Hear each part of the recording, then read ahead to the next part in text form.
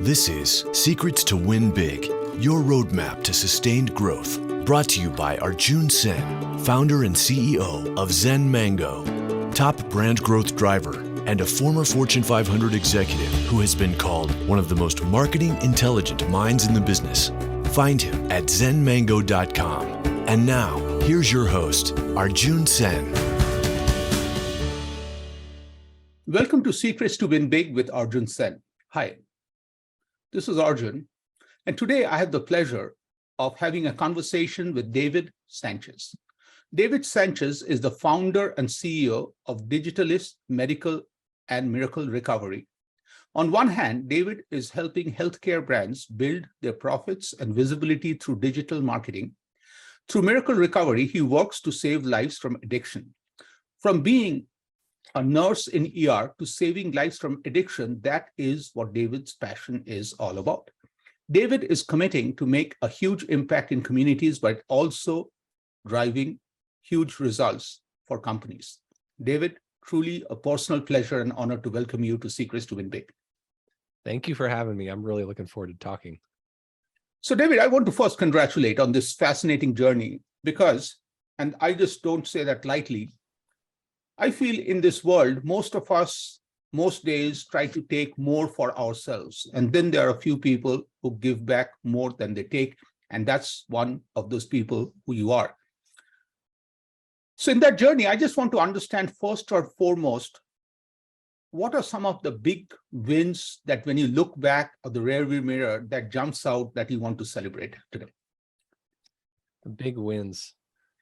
I think the biggest wins that I can think of is impacting lives, seeing people that are now are married and have children that were homeless or they felt hopeless in their lives years ago when I first met them, and they had no direction in their lives. And now they have hope. They have like a business of their own or a stable home environment. A lot of times something that they've never even seen before and couldn't imagine having. Those are my big wins. That's one. And then, so those are individual lives. Another one is just having more flexibility for my family to be able to make a living helping people. And that applies both to the marketing business that I have and the recovery business. So David, I just want to go back. How did the whole thing start? Like, you could have done with your talent 15 different things. Even within healthcare, you could have been in 10 different paths. Mm-hmm. This whole thing that you talked about, making an amazing living, but by helping people first, where did this start? It's a long story. I'm ready. We have time, so that's okay. Well, it started. It's a big part of it is the fact that I'm a Christian. I'm a person of faith, and I was raised in a very good home, but my dad had a very rough past. And I won't go into all the details, but he grew up in South Phoenix, very rough neighborhood. And I personally knew that his life had turned around dramatically from when he was a child. Again, I can't get into all the details, but I knew that God could dramatically change people's lives because that had happened in my own dad's life. He started using heroin at age 14. And now he's been clean for over 40 years. But I grew up knowing that power was there in the faith in Jesus Christ. And so when I became a nurse at age 23, I did it because I wanted to make a decent salary helping people. But I felt like there was something that I could do that was more impactful, because when you see people coming in to the emergency department, overdosing, seeing 19-year-olds die, 22-year-olds die right in front of you, you think, man, I wish I could have done something else, something more. And then, so I really started feeling stirred. I had to do something to make a bigger, more impactful difference in the long run for these people. And that's when I really felt stirred to start something, to start a business, my first business. And that was it, the Recovery Center. So I started a nonprofit.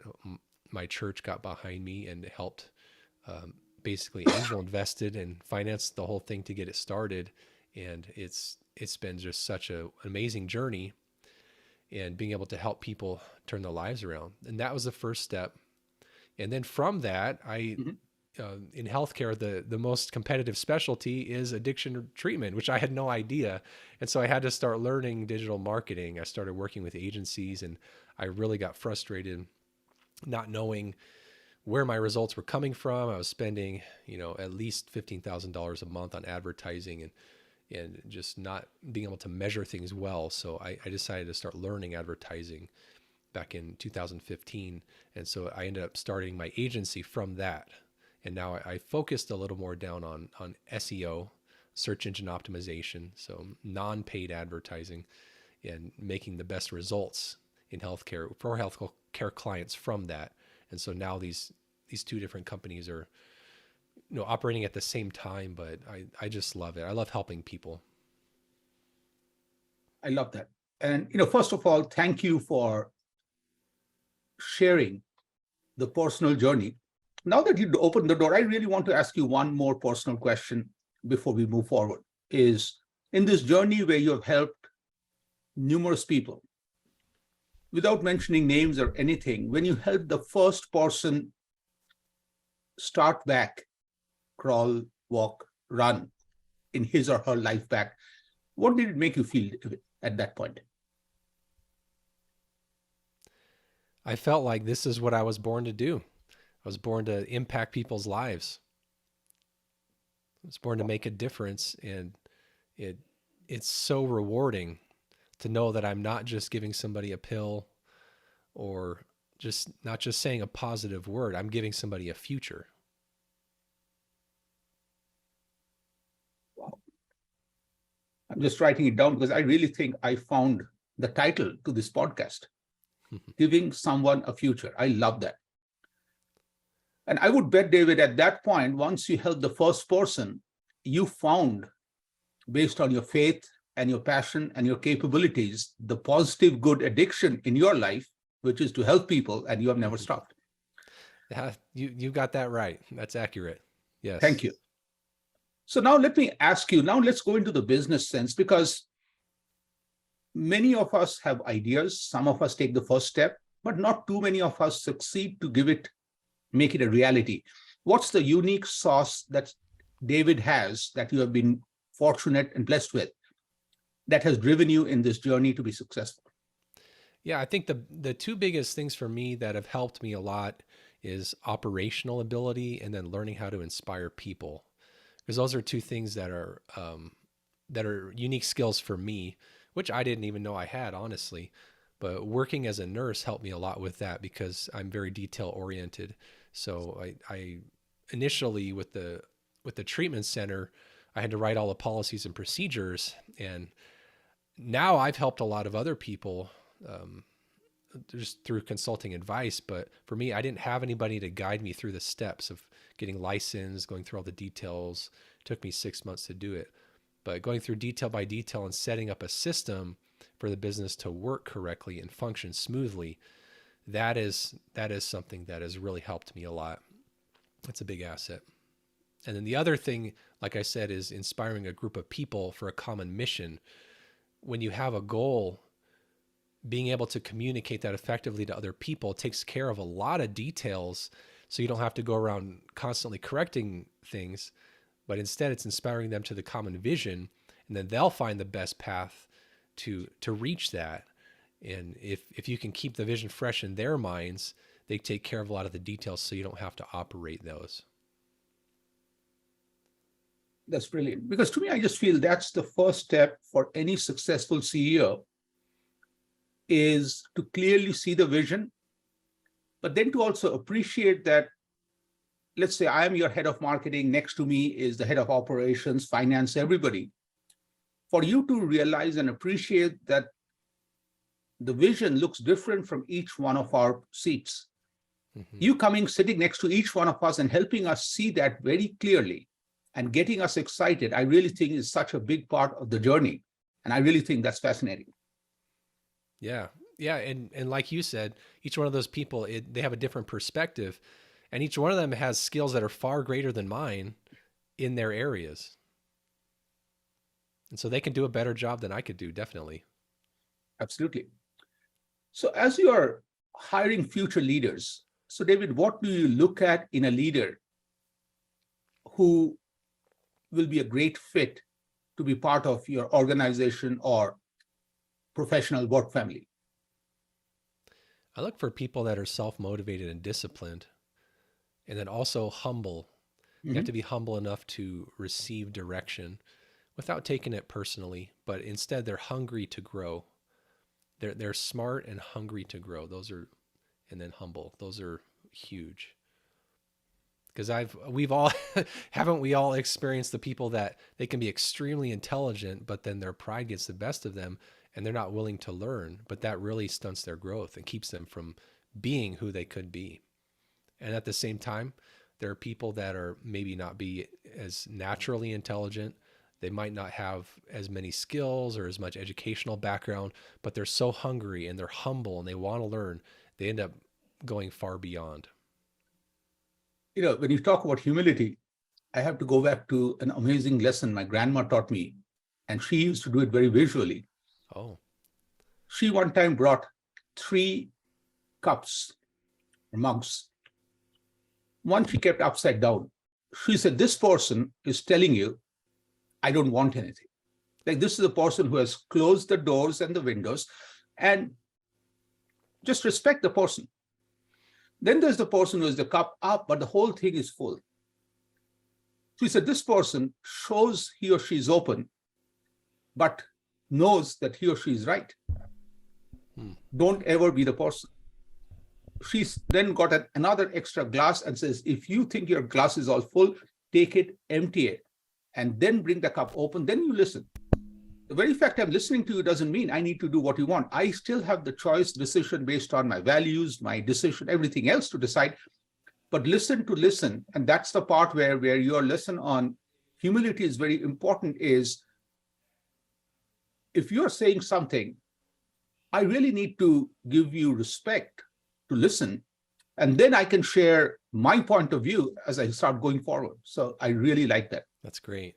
Yeah. I like that analogy. Yeah, and you should try that. And to me, it's a great visual with people. Especially, I did that with my kids, with my daughter and her friends, because I think that's a great way to show. And once you do that experiment, it stays in people's mind forever. So, Oh, that's great. I'm going to show that to my kids. how old are your kids, if I may ask? I have 6 kids. Wow, So our oldest is 16, going to be 17 in April. And then we have a 13-year-old, 11-year-old, a 6-year-old. So 4 boys. And then we adopted 2 girls. One is 2 years, and then one is 6 months old. And awesome. they were both born addicted to fentanyl, but they're healthy and very happy now. Awesome. My daughter, she is 28, going on 55, because daughters are very special, and she thinks and actually runs my life. So thanks for sharing that. Wow, that's amazing. So now let's look at, David, based on everything you have learned thus far. So tomorrow, you get a chance to take only one lesson forward, maybe 2 at most. What would be the 2 things that you have learned that you take forward to tomorrow and beyond? Yeah, the 2 lessons. One is be an excellent learner. Learn how to learn well, because we're always learning in life, and that never stops. And then the other one is pay attention to circumstances and be sensitive to God, because God wants to lead you to where you can be the most useful and make the greatest impact. And you have to be sensitive to that and not carry your ideas too far forward, because that will limit you. Wow, thank you. So the next section, I call that the BS section. BS stands for brag shamelessly. Okay. I really think many a time in life, as we run forward, we don't pause enough to celebrate what we accomplish as a family, as a team, professionally. So I know there are a lot of things you can celebrate, but what one thing jumps up that you want to brag shamelessly today? I'm very proud of my family and my wife. My wife is beautiful, and I'm very blessed to have her, have my family, have a great group of people around me that sometimes I don't feel I deserve, but it's just I'm so grateful to have a great group of people to work with. It's so refreshing the way you shared it, because think you and I have the same wealth, which is 24 hours a day. And that 24 hours is spent around people. Mm-hmm. And it's our family. And that's the part where I wrote a book long time back called Raising a Father. And it's about my journey as a single dad. And initially, arrogant dad called the book Raising a Daughter. And as a dad, it's not we raise them, they raise us. Mm-hmm. And when I was talking about the book somewhere in New York, I met this pastor and his wife, and I asked each one of them, so what's the secret to a happy marriage? Okay. So the pastor, being very wise, gave me amazing advice. I learned it. But his wife simplified this thing. It's a little dark, but when you look at the bigger picture, it's very deep. She said, every time I hug my husband, I know one day, hopefully it happens 60 years from now, that will be the last time I will hug him. And I will not know it's the last time. I want to live a life of no regrets. Every time I hug my husband and my wife and my kids, I make it count.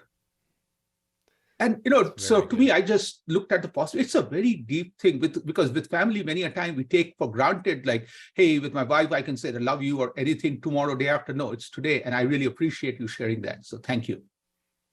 Thank you for that. So now a strange, goofy question after that very deep exchange is, David, you just get an invite. And you get surprised that the invite is from a 16-year-old David who has invited you and a 100-year-old David to meet somewhere.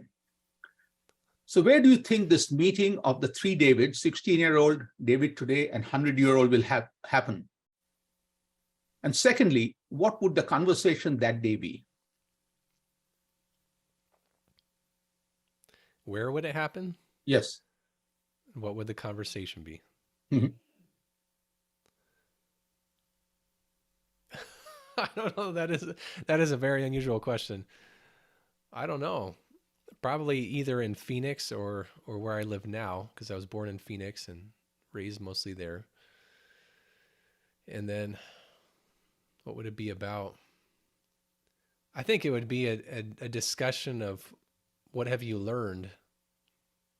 And it's funny because when you're younger, you think you know everything. I thought I knew a lot when I was 16. But I'm 36 now, so I'm still really young, but the more I learn, the more I realize I don't know and the more I need to learn. And then at 100, gosh, I can't imagine looking back and just seeing all the experiences. I think I would just be able to hopefully drop some nuggets of wisdom and teach myself as much as I can to help guide me through some things for the future.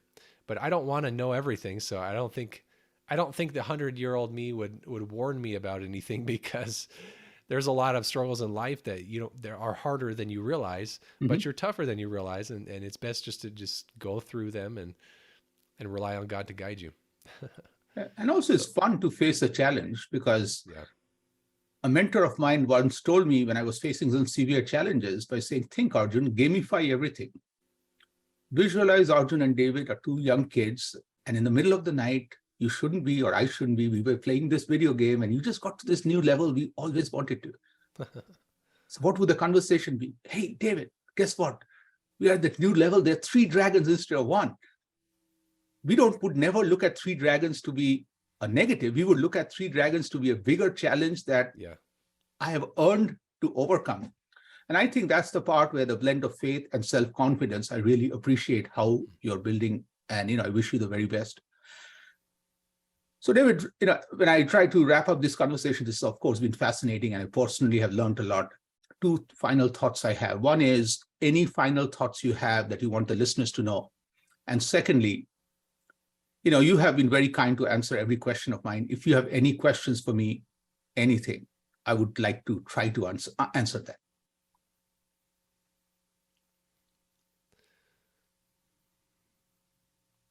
My final thoughts would be just stay open, stay humble, learn as much as you can, learn as fast as you can, learn how to make your brain work efficiently and well, and also learn what works best for you, because everybody has a different system and a style of learning, and learning how to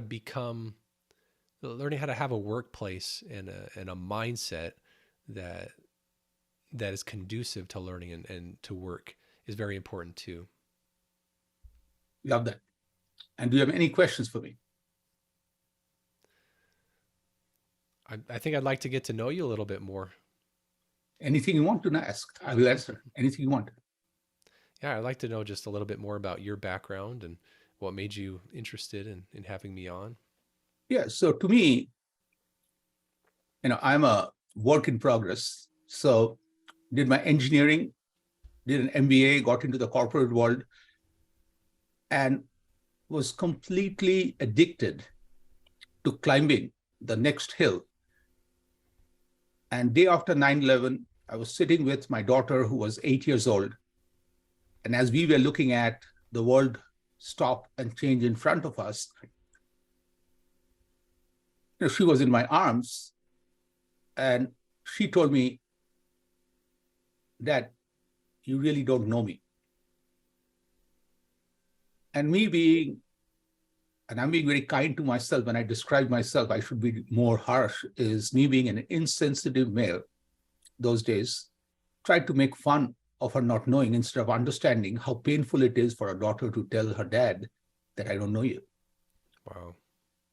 So I told her, "Hey, I know when you were born, the first thing you did, you peed, I know your social security number, I know this." And she went and came back with 3 questions. Who's my best friend? No clue. Favorite restaurant? It had to be Papa John's. I was, running marketing operations for them. And number 3, what's the most fun thing we did? I thought 2 out of 3 will give me a passing grade. So I locked in Papa John's. And for the 3rd one, the corporate guy in me put everything in a spreadsheet, things we have done together, sorted by descending order of dollar value. Because to me, it was very simple, David. If I gave you a $500 thing and a $10 thing, the 500 is bigger. Okay. And I locked on something like I used to rent a skating rink or something for her and her friends. And my amazing 8-year-old daughter tells me, "Dad, before I tell you that's the wrong answer, let me tell you, the 2 times you took me to the skating rink, there was 5 more times you canceled at the last minute where I would be ready. And your assistant would call and say, 'Mr. Sen is busy today.'" But that's not the bad part. The worst part is, both those times we went there, you would sit near the door, work on your laptop, and every time I would pass, you would just wave at me, but looking down. One time, Dad, I'd fallen down. I'd hurt myself. You didn't even know. And then just when I would be having fun, you had to go to a meeting, you would just say, "Hey, let's go. You'll pay for everybody." I was the host. I left because of you. And corporate world taught me that anytime you're in a crisis, defer it. Do anything to defer it. Okay. And that's what politicians do. They just give you answers. And I was very good at it those days. So I told her, "Hey, I know I'm not I will spend more time with you." And we were in Louisville. She wanted to go to Denver. I said, "I will take you back to Denver." And this is what changed my life. The 8-year-old poked me right here and said, "Dad, I know you love me, but don't lie to me. If you wanted to take me to Denver, why are you interviewing in Detroit?" I was getting ready to take a bigger job in Detroit or Chicago.